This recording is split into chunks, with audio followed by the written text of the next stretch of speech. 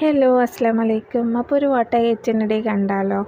അപ്പോൾ രാവിലെ പൂരി മസാലയും സാമ്പാറും ചട്നിയൊക്കെ ആയിരുന്നു. ഇത് പുറത്തുനിന്ന് മേടിച്ചതാണ്. എത്ര പേർക്ക് ഇഷ്ടം എന്നറിയില്ല ഈ ഒരു പൂരി മസാലയുടെ കൂടെ സാമ്പാറും ചട്നിയൊക്കെ കഴിക്കാൻ.